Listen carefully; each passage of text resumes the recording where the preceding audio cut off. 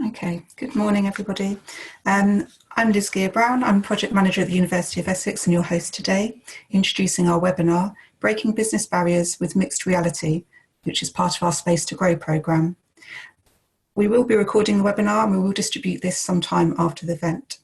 You can ask questions throughout the webinar using the Q&A or chat either at the bottom or at the top of your screen, depending on what device you're using.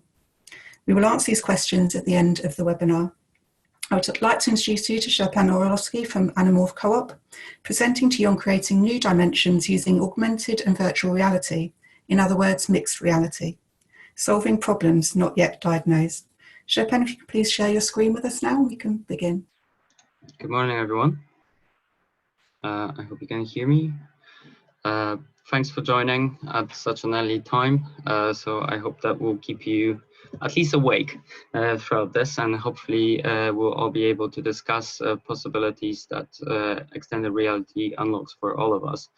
So our presentation will be focused on how we can engage, immerse, and impact audiences. And I will just quickly introduce Animorph and a bit more beyond what Liz kindly said. That is that we are a cooperative that builds software for industrial and medical applications, and we specialize in augmented and virtual reality. There's 6 of us at Animorph. We started at the beginning of 2016 with a strong social focus. We come from different backgrounds, from engineering, design, sound engineering, neuroscience, to create software that really helps people. So we apply our expertise to look at problems from different angles and recognize that software is not just some systems, but this is something that needs to be built with care and with methodology that is thorough and it's can be scrutinized. So the presentation will be structured around 4 main parts, 3 of which that I've mentioned earlier, and the 4th is the discussion, which I think is just as important. So let me quickly run through the subpoints and then we'll go in. So engaging is a bit of a introduction that is platform agnostic, that is not about technology, but something that allows us to look at the problem and speak to people without thinking about technology as much. So of course, it's about asking questions, listening, it's about creating solutions together, and it's about finding solutions that are specific, address the problem, but they're also open-ended. Then we'll move to the, let's say, main part of the presentation, which is how extended reality gives us an edge over the previous mediums. So it's about immersing. And then we'll try to understand what is history of XR. Is it really a new thing? And then we'll have a look at where XR is today and how it manifests itself. And then we'll go into very detailed use cases across the 2 main sectors that I've earlier mentioned, which is in industrial and medical. Then we'll go into the impact, because first we analyze the problem, then we try to address the problem, and then we have to apply framework in order to analyze data and collaborate with other stakeholders to understand what is the impact of our work. And of course, always looking into the future. So yeah, in the 4th part, we'll hopefully have some questions and comments, and then we'll be able to come up with things that will follow. So let's go.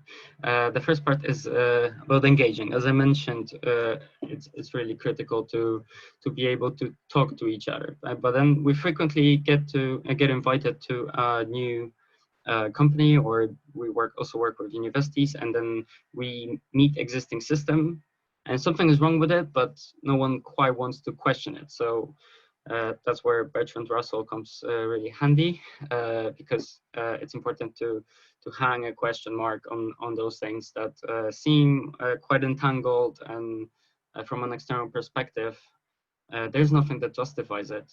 But we first have to understand what's wrong with it, so we can pull any loose end and see what's inside. But maybe what we should actually be doing is listening. So as a company, we as people who work in a company, we just try to understand what is the problem, what is the real reason of us being there, and what can be done. Because frequently the issues that originally resurface, such as, I don't know, redesigning someone's systems, are not are just the tip of an iceberg, so to speak. So this is where participatory design comes in, and you know, co-design has a few critical aspects. Let me just quickly say that participatory means that there's different stakeholders involved in the process. So that's a framework that originally emerged in Scandinavian factories, car factories, in like second part of 20th century, and then sort of spread across industries, because they realized that people who assemble cars, people who actually make little parts for cars, started noticing that different parts are malfunctioning, or they're not really very well suited for purpose. They would work, but they could have been so much better. So they've contacted the managers and started complaining, and no one wanted to listen to them. But because they happened to have strong trade unions, they kind of managed to get together in one room and realized actually those workers on the production line were right, and that their suggestions were really beneficial and saved the car manufacturers a lot of money. So how can we do it together? And when you bring different stakeholders together, that they really all want to improve the product, the solution that is offered by the company, and improve how things are done. So this is focused on like getting things done, but also because you have people coming from different perspectives, it's really cross fertilizes the dialogue. The dialogue can come up with very original ideas that are difficult to conceive when you live in a silo. And another important aspect of co-design is that nothing is final, so to speak. It's always in motion. So you design solutions quickly, prototype them, and you don't get too attached to them if they do not represent the whole spectrum of the context and of the problem, then they peel off. But they always leave a layer of knowledge or a layer of truth that has been uncovered. So that somewhat relates to our workflow at Animorph, which is very iterative, and it goes back and forth in those loops, or you know, a Mobius strip, perhaps, when you first realize what's the challenge, and then you try to investigate that, and then you develop, but also you develop quickly, you prototype, and then you evaluate, you try to improve on what you developed.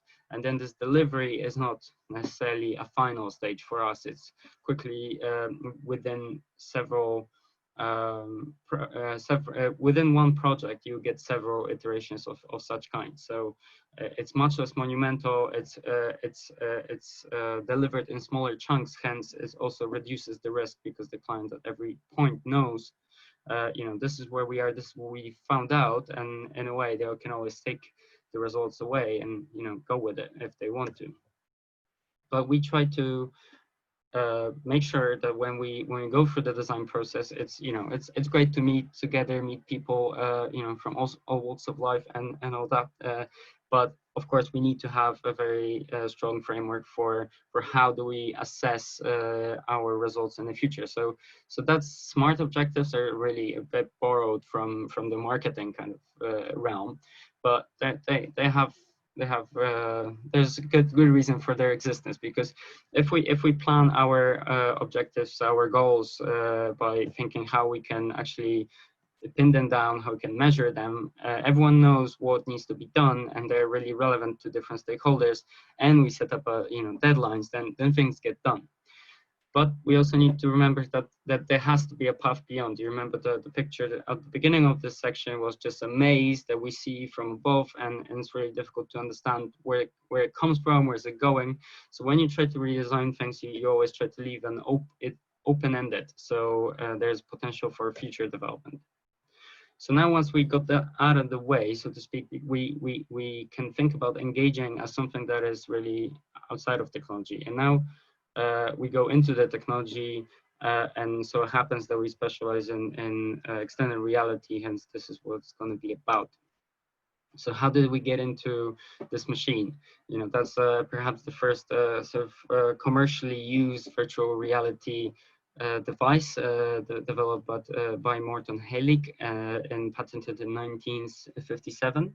That has all sorts of fireworks in there, but it's a bit bulky. But was that really a beginning of this? Because many anthropologists and even historians of technology say that the beginning of virtual reality was in the caves like this one in Chauvet, where people drew paintings or painted and played with the shadows in order to imagine realms that were beyond what is around us. And in a way, extended reality does exactly this. It creates something beyond what we already have. So more modern examples are at MIT. This is the Sword of Damocles, but essentially it's still hardwired. It's still a stationary headset, but it's a headset which allows you to see the world and see the digital elements overlapping on top of it. So in this case, that was just a cube, but you know, it was a very exciting one. Then, sorry for the quality of this picture, but a bit closer to where we are now, there's Thomas Claudel and David Mitchell, who patented assisted manufacturing process for Boeing. So essentially they're creating heads-up displays with instructions for assembly line workers. And they also coined the term of augmented reality in their paper in 1992. Just 3 years before then, there's Jaron Lanier, who created the first virtual reality startup, commercial startup that had also a fully blown suit. They coined the term of virtual reality. So what is augmented reality? What is virtual reality? Maybe it's good to have clarity on that. Before we look into the very technicalities of the equipment, let's think about the continuum that was developed by Milgram and Kishino, and you can find it in their paper from 1994. So essentially, on this extended reality is a spectrum. It's not you know, anything in particular. It's and isolated. It's a combination of things. So of course, at the one end of the spectrum we have reality, and on the other end of the spectrum we have a complete simulation. But then augmented reality is when we have digital entities overlapping on top of the real ones, but they don't necessarily need to be images. They could be sounds, or they could be smells. You know, there could be haptic feedback if you have something that could evoke this senses, evoke any stimuli that you can experience. So then, of course, we have the reverse of this, which is we are in the virtual world, but we can see elements of the real world, and that's been popular with recent wave of headsets, virtual reality headsets such as Oculus Quest or Vive Focus. Where we are in virtual reality, but the devices have operational cameras, which also provide depth understanding, so we can see where real things are and have digital entities interacting with them. So this brings us back to sort of the exact tools that are applied within the realm of extended reality. So these are three main mediums. One is virtual reality, so complete simulation that you're immersed in. There's augmented reality, which is about the overlapping entities, and this could happen on a phone or in glasses. And mixed reality is the mix of two. And as I mentioned in the previous slide, that could be either augmented reality, sort of virtuality, could be going more towards simulation or more towards the real world. Yeah. So now once we know where we stand and where more or less where it came from Chauvet, of course, we can start thinking about the very use cases that have been implemented over the recent years in particular, so that we can have a good understanding of where the technology is, at least in some sectors, and then we'll move to maybe a bit more holistic overview of the landscape. So medical tech.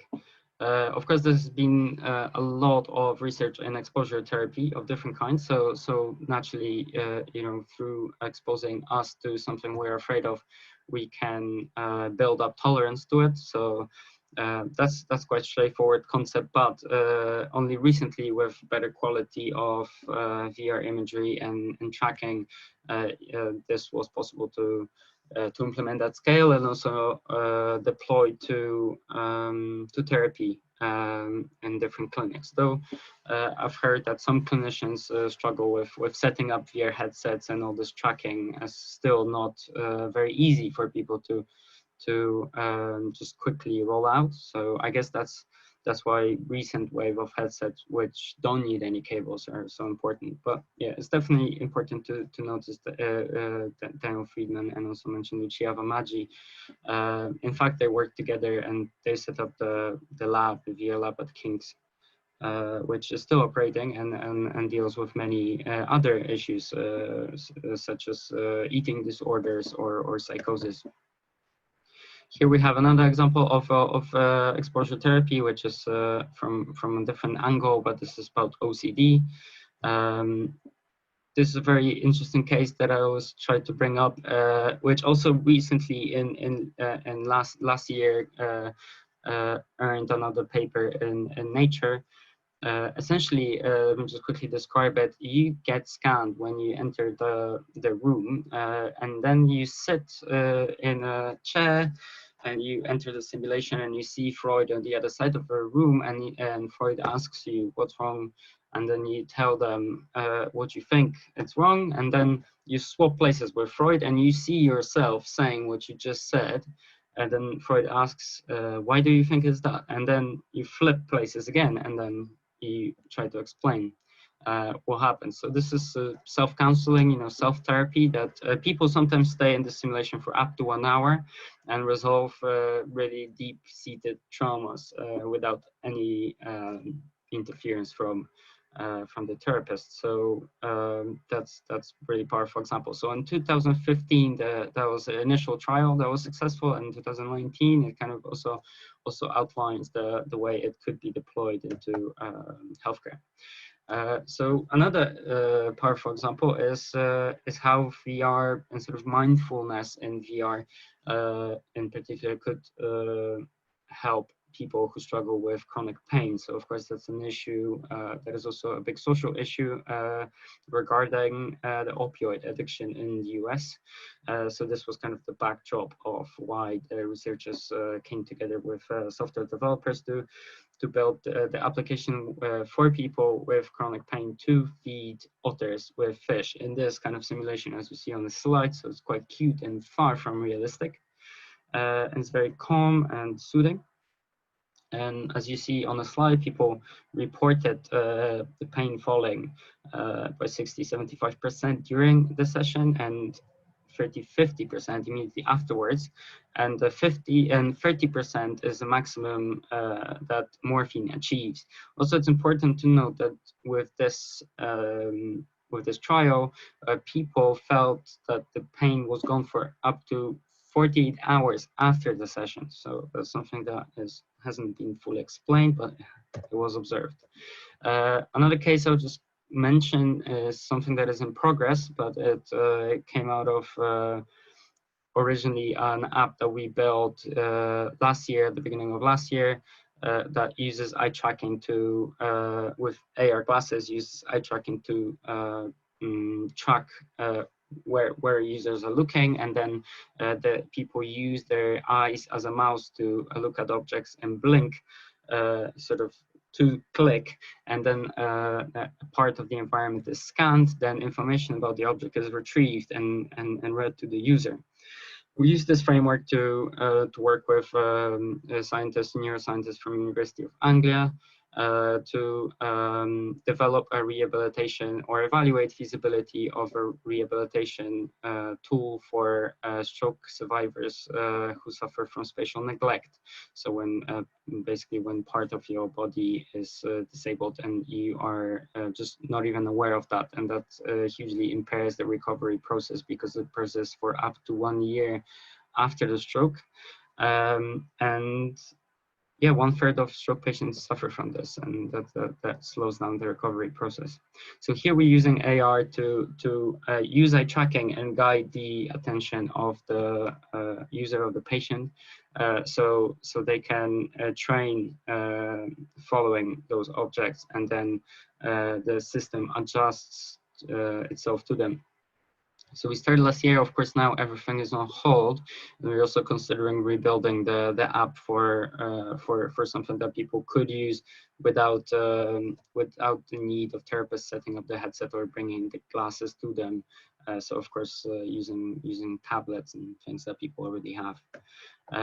Another and last example I would mention, it's maybe general use, but there's a few companies that have engaged with that, and also we're interested in this aspect, which is prosthetics.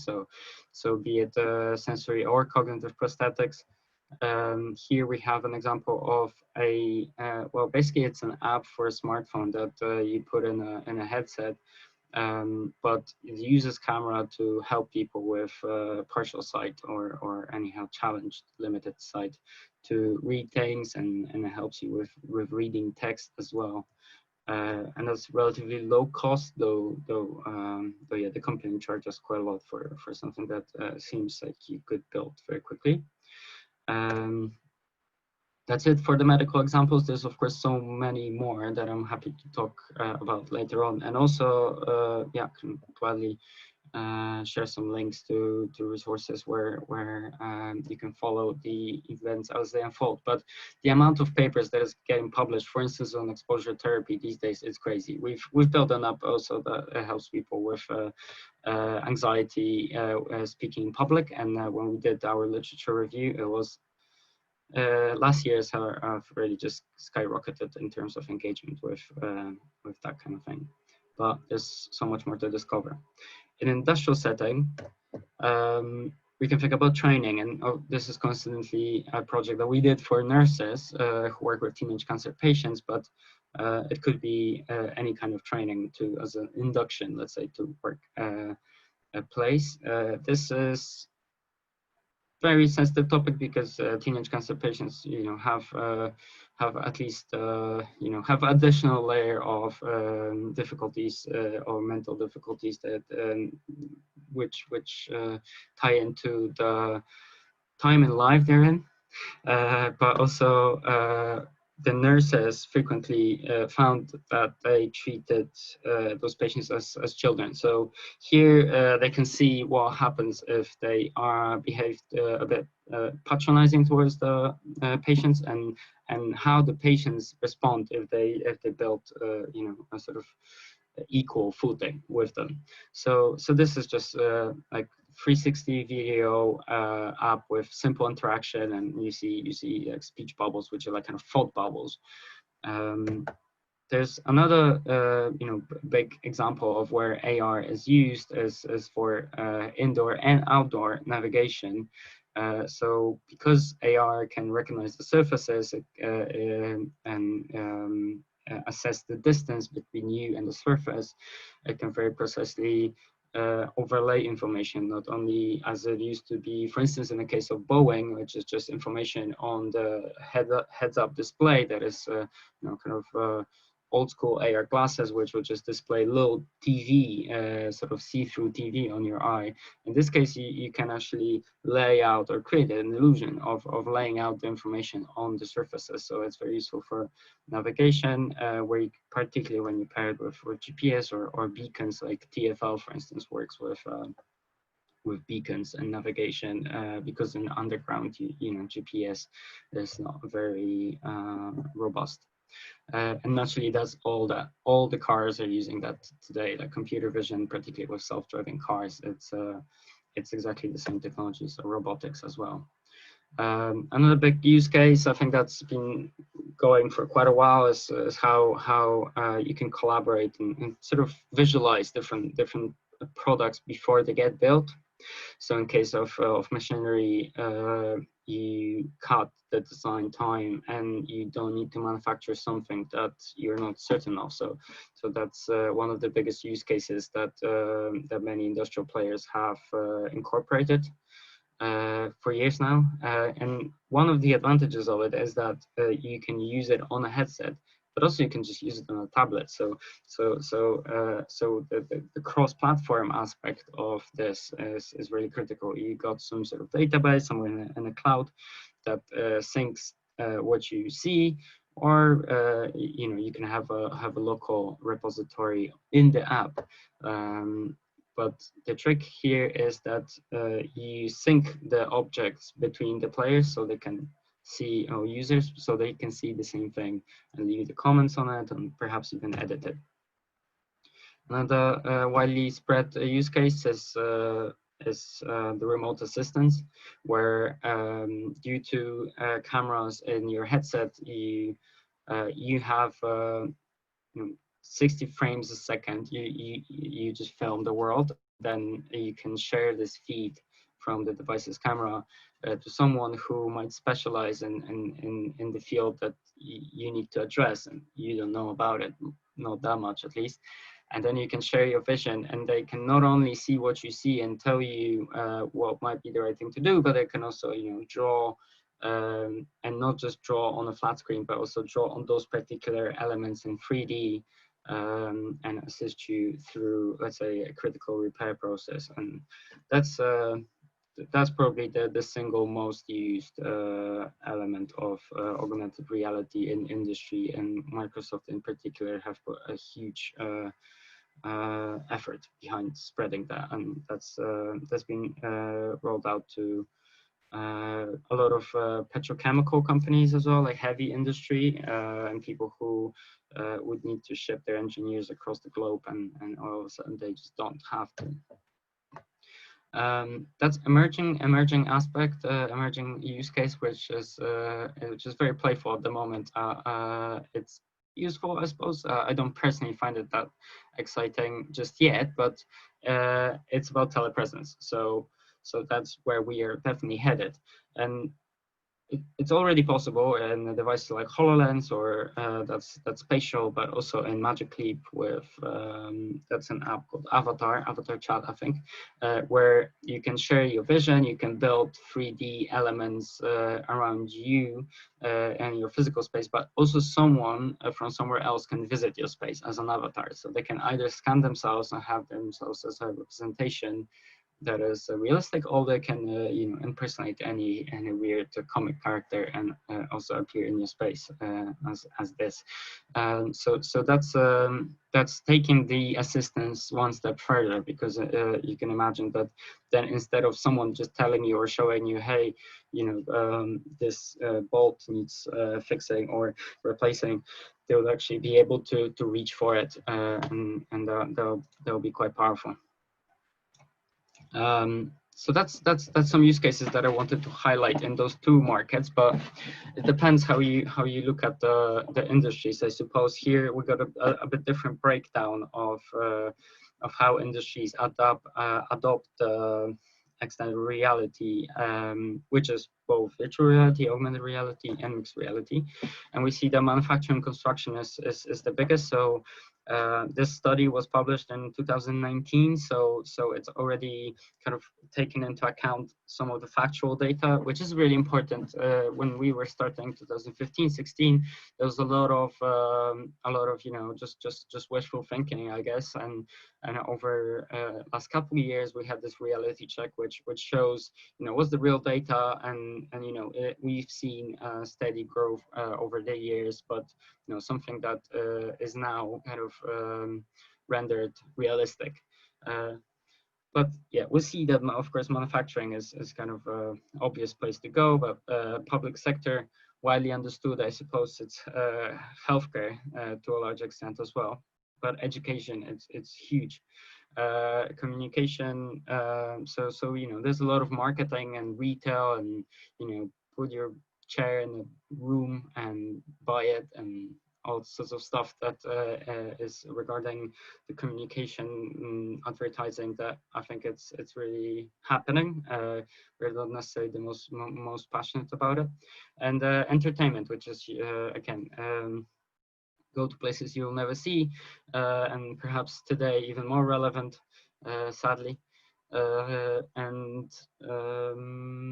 Yeah, let's say one of the projects that we were involved with prototyping, which I think is already built by now by some American company. Which is have a musician, you know, a famous musician in your room performing for you while you take a selfie with them on your phone, kind of thing. So all this stuff is emerging, and I guess the transportation logistics are really heavy on automation. So they're really heavy on robotics kind of side, and I guess people will interface with this, but not necessarily, you know, benefit directly from using it. And yeah, financial services, I guess they don't need it that much because they're already fully automated. So let's talk about the impact. So we first try to understand what's the problem and see this sort of outside of technology, and then we build some solution. We've developed something that is meant to help people, hopefully, and then we try to understand what have we achieved. So I guess there's many frameworks that you can apply to this. So I'm not gonna force any particular one on you, but that's something that already has to appear towards the end of the first phase when I described you know, the process of establishing the SMART goals and being able to see what's the next step. Here we think about data mostly, so sort of how do we plan collecting it, how do we collect it, how do we analyze it, how do we report it, and of course the core is to understand the outcomes, but it's all a collaborative process of communicating with other people. So how do we actually collect data is again very case specific. So I probably don't have time to go into it in great detail, though happy to talk about it. It's important to see all the data points as separate, but also forming a larger pattern. So if we established you know, our data analysis framework and how we're gonna report it, then it will be very easy for us to operate on data, because one of the big issues as well is something that we encounter is that people just want to collect all the data, but they have no clue of like, why do I need this, or what will they do with this? So in a way, we always prefer to err on a safe side. So if you don't need it, you know, if you cannot justify why you need it or why this is useful or helpful, then let's just not collect it, because then you just need to store it for ages. So yeah, so another critical aspect, which I think people sometimes forget, is that we need to communicate those outcomes, and communicate those outcomes not just to your friends and family and you know, your employees maybe, but to other people affected. And here we kind of come back, and directly or indirectly. So we come back here to the idea of the stakeholders, of how many different parties could be involved in the effect of what you made. So let me just quickly give you an example of a project that we just finished, or an iteration of it in Belfast, which is a shared futures application, mobile AR app that allows peaceline communities in Belfast to design shared futures, design 3D urban plans, and sort of see how their area looks like now with the wall, and how it could look like without the wall in the future, and they can drag and drop comments. And we had some engagement with the communities throughout the building process, but now we cannot go there. We could not really launch the app. So it's very important to try to reach those people, but also, you know, then you interact with local authorities, then we continue interacting with community groups, community representatives. But then, you know, there's Essex University constantly also involved in this process now, and we'll try to develop more animations that we can spread through social media, you know, in absence of being able to communicate with the end users directly. But yeah, usually there's more groups involved indirectly than it might seem. So if we're aware of all those people, then we can also just have fun with them. And I guess this is an example of an app that I wanted to highlight, because many people know of Pokemon Go, but very few people know of Minecraft Earth, which is sort of like Pokemon Go, but Minecraft, that you can build different Minecraft structures around the city. I think it's rolled out in the US so far, but it's definitely coming here as well. where you have this giant, like real scale digital map of reality, and you can collaboratively, build Minecraft things and interact with them. So hopefully whatever you build, you could also engage your stakeholders with in order to, appreciate this. It doesn't necessarily have to be an entertaining app or the app from the entertainment sector in order for people to enjoy it. And whenever we design something, we also try to make it an experience, not just to get the work done. So that was the example of the mobile device, and we try to stand firmly on the ground with, like, this is what people already have. But naturally the headsets keep on accelerating in terms of their compactness and lowering prices of hardware. This is becoming more accessible. So augmented reality is growing faster, but there's also much fewer AR headsets that are like decent and at available affordable price, which probably there are none. The devices that are good and cheap is not the case in AR just yet.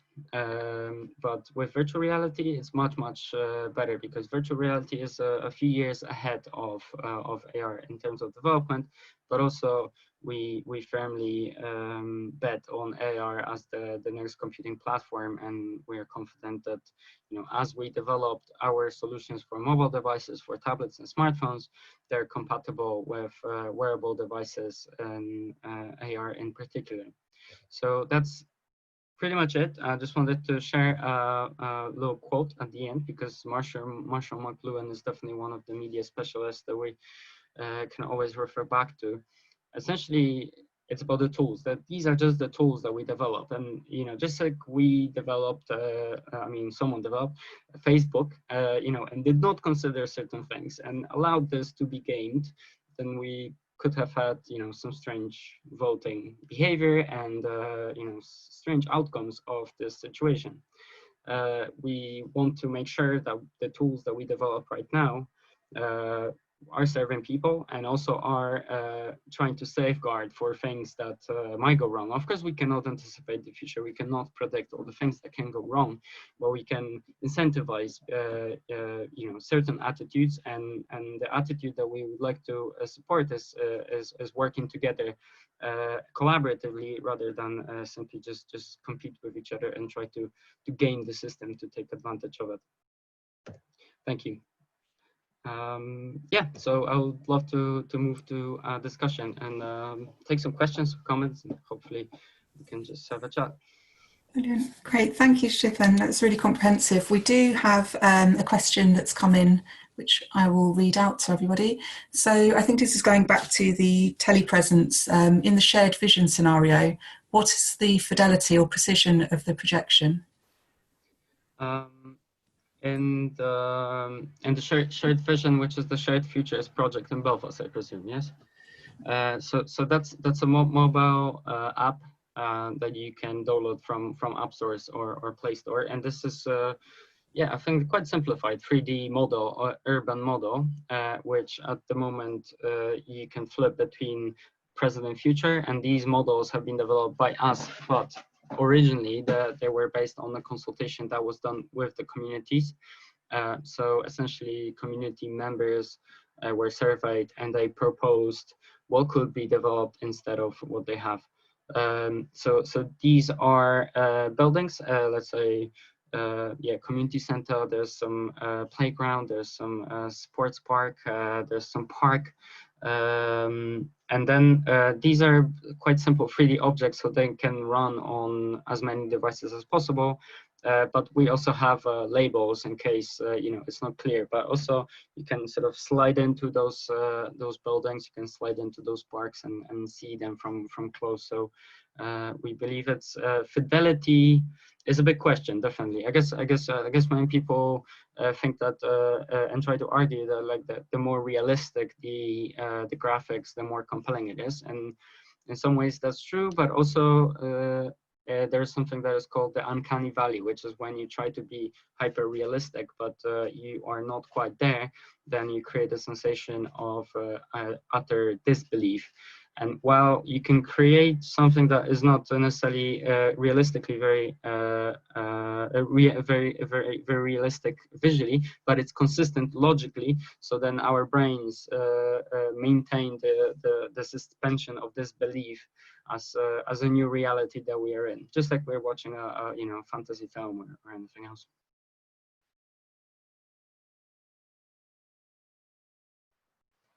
Great, thank you. I hope that answers the question. If not, please do feel free to add it in. There's another one come through now for you. So currently applications seem to be focused on workers or pre-installed devices. Do you have advice on how this technology can benefit public or students in their own device with low friction?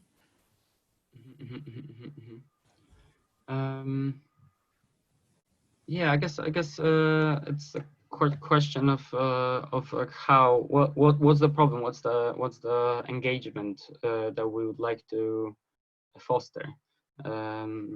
It's definitely, the technology is very much available on any smartphone or any tablet, so we could approach that now.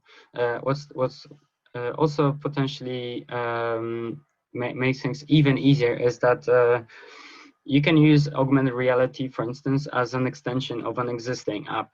So you can have let's say the example I gave of the chair, putting a chair in your room instead of buying a chair. You have an online marketplace where you can just while browsing different products, you can just drag and drop them into your space, and then all of a sudden you transition into the AR mode. So I think that's kind of like the low friction occurs when you are already in a comfortable environment, and then you just sort of extend yourself beyond this, but you don't throw the baby out with the water, sort of thing.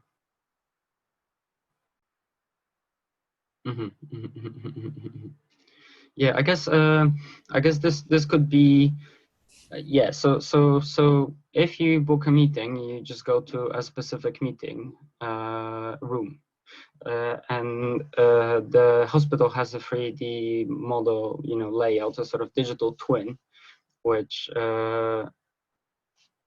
we could navigate with a phone. So basically, we could just enter the hospital from the right gate, and then right door, and then navigate directly to the room. And we could, of course, as on one of the slides, we could show the lanes. We could draw the lanes. We could also create audio feedback for the headphones. So, for instance, if you need to turn left, you'll hear something in your left ear. So the benefit of that is, I guess, that it doesn't necessarily have to be visual. It can be very subtle, something that is just in your ear, but your device is tracking your position through GPS. Does that answer your question?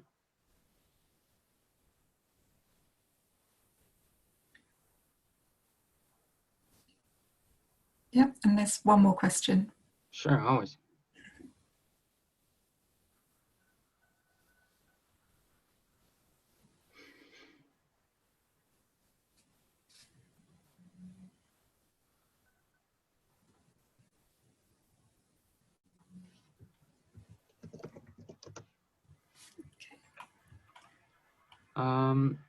Time delay between users. So if we maybe go for the time delay between the users first, and then come back to the next one. I guess many people also experience that these days when they try to play music together, for instance, on Zoom or something. Yeah, it's like this slight delay when you do something collaboratively in real time. So here definitely things like 5G are really helpful. Because then they reduce the delay because the bandwidth is much faster. When one spoke about the shared futures app, then that's quite simple because you just drop text comments. But if you create 3D geometry like with Minecraft Earth example, then you need to have much more robust servers, and then you need to have faster internet connection. But also there's been a lot of development in the infrastructure processing of data. So in a way, for instance, when you load a website, in the past it will be maybe it will load for quite a while and you have to load everything, and now you kind of load things as you scroll. So in a way, this could be also implemented using the same pattern. So for instance, in 3D world, when we build some VR, only what you're looking at is rendered, and everything else is not rendered at the time because you're not looking at it. So I guess there's many ways to reduce this delay, but if you had real-time interaction, there will be a split second of delay when you're in the same room. That's from my experience when we built connected AR apps. Because the urban planning app we originally had developed as an actual drag and drop kind of modules building, area building for several players, but it worked pretty well for like up to 5 players in one room. I think it becomes challenging when there's lots of things in one place, but we need to get there first. Okay, thank you. And the next question, have there been any ethical implications of XR, perhaps in medical sectors, but maybe others? Yeah, I guess the McLuhan quote is telling on this part, because that's how the augmented reality or virtual reality can help us, but also it should extend us, not replace certain things that we have.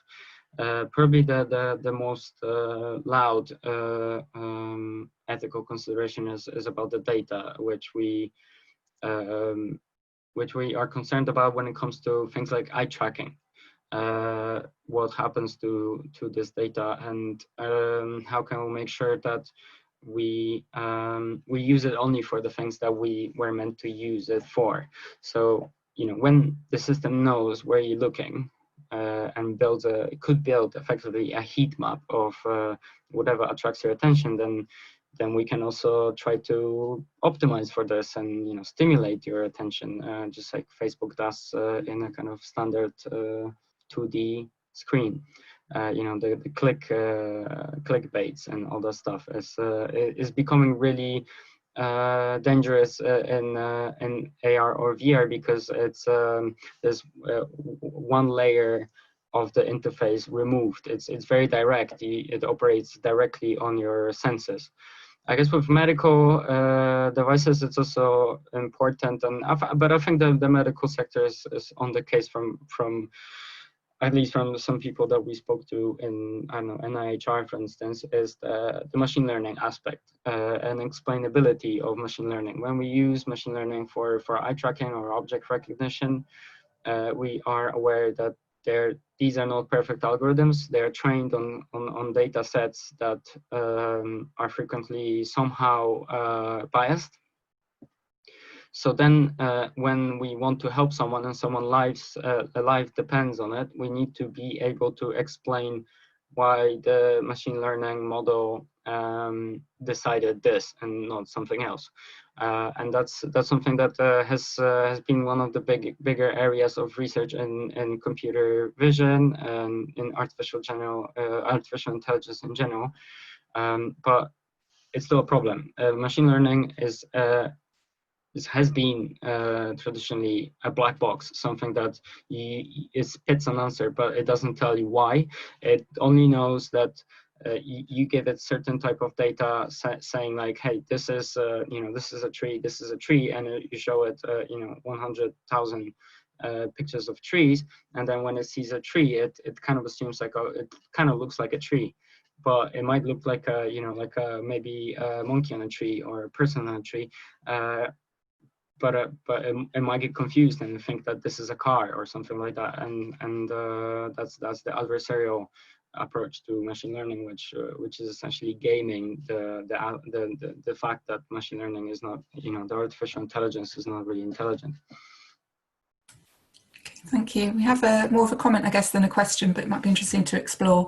So I'm really excited by the potential for clinical assessment, enhancing clinical skills by augmenting the power of huge databases of information that can extend capabilities of clinicians, arguably it might eventually become unethical to just rely on memory.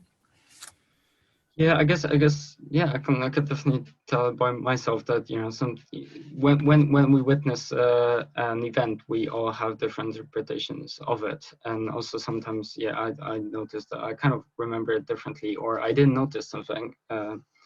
So if someone lives depends on whether I can remember this bit, or maybe my mind wandered somewhere, I'll probably prefer to have a record of it somewhere. So yeah, I agree with that. That we should maybe have some sort of, you know, ongoing dialogue on cross verification between what we think is true and what the information, the saved information and retrieved information tells us. I don't think that that the information is sort of pure. It comes, it's captured in a certain way. This is why I guess the way we capture information, the way we design the information gathering pipeline, and the way we analyze data is a part of methodology. It's not just you know, neutral, so to speak. I mean, we can make it as neutral as possible, but sometimes without noticing, we make it biased. So I feel that's true. I feel though there's this concern of privacy, I think quite big, maybe, you know, less so in the US, but in Europe much more. So and here again, there's been a lot of progress, for instance, on homologic encryption. So that would be training machine learning on encrypted data, or being able to retrieve information about a patient through accessing encrypted data only if you have a permission to read the data. So there's no just like, as it used to be, I think, just huge pools of data and data brokers just you know, shifting data in bulk. I think it's all still happening if banks and insurance industries are kind of relying on this. But I would just like to maybe draw attention to data framework that is very interesting maybe in this regard. It's called Solid, and this was developed by Tim Berners-Lee, who is, you know, sort of one of the authors of Internet.